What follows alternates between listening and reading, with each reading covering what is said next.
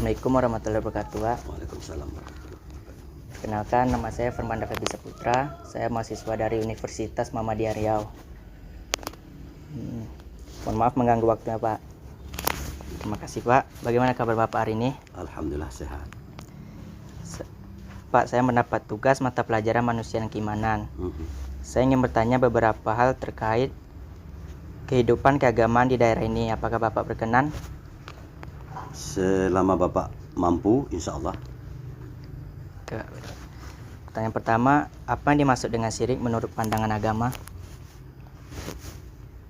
Di dalam pandangan agama, kalau masalah syirik itu ada beberapa kriteria.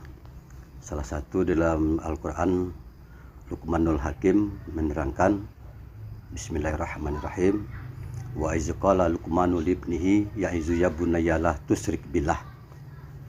Apa pesan Luqmanul Hakim kepada anaknya? Wahai anakku, kamu jangan sekali-kali sekutukan Allah, karena menyekutukan Allah itu tidak ada ampun dan dosa yang amat besar. Umpama menyembah matahari, menyembah binatang ternak, sapi, dan lain sebagainya. Itu secara rincian besar. Namun kalau dirincikan satu persatu, mungkin memakan waktu yang cukup dominan dan waktu yang agak lama. Dan juga tergantung bagi pemahaman mereka masing-masing tentang syirik itu sendiri. Nah, itu kalau menurut si pentas lalu pemahaman Bapak tentang syirik.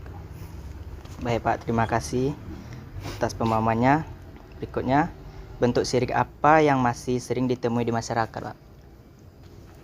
Seperti jawaban Bapak tadi, kalau masalah syirik dari masyarakat tergantung dari pemahaman dan keyakinan masyarakat itu sendiri. Salah satu contohnya seperti di masyarakat yang lain, ziarah kubur. Itu sudah termasuk salah satu kriteria syirik, ataupun yang memberikan, kalau bahasa Jawa, sajen di pokok-pokok kayu yang mendewakan selain dari Allah Subhanahu wa taala. Kira-kira begitu sebagai gambaran besarnya. Baik, Pak. Menurut Bapak, bagaimana kondisi toleransi antar umat beragama di daerah ini?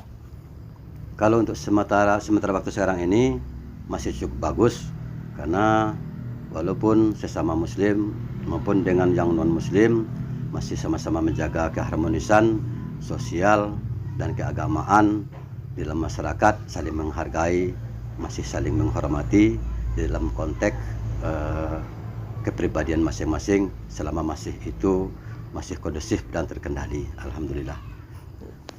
Baik, Pak. Bagaimana sikap yang benar terhadap perbedaan keyakinan, Pak?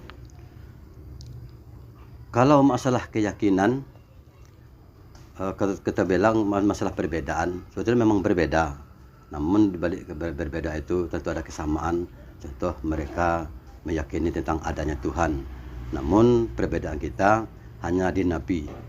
Karena kita, kalau kita orang Muslim, itu Nabi kita itu Nabi besar Muhammad SAW.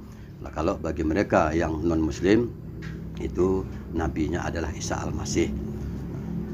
Namun bagi mereka yang telah mempunyai wawasan dan pengalaman, tentu lebih menggali agar dia paham tentang agamanya itu sendiri.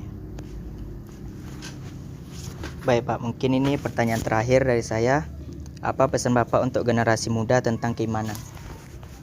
Yang pertama, kuatkan silaturahmi, ukhuwah Islamiyah, saling menjaga satu sama lain, saling membantu, menguatkan persatuan kesatuan. Contohnya membina ataupun membuat suatu wadah pertemuan di antara remaja, yaitu namanya remaja masjid. Dengan adanya komponen persatuan dan kesatuan, kegiatan remaja, remaja putri, kegiatan keagamaan di daerah masing-masing, mudah-mudahan bisa meningkatkan kualitas iman dan takwa untuk generasi di masa yang akan datang. Namun semua itu juga tidak terlepas dari bimbingan ataupun binaan arahan dari orang tua ataupun pemuka-pemuka masyarakat di daerah setempat. Baik Pak, mungkin itu saya pertanyaan dari saya. Terima kasih atas waktunya Pak. Sama-sama. Assalamualaikum warahmatullahi wabarakatuh. Waalaikumsalam warahmatullahi wabarakatuh.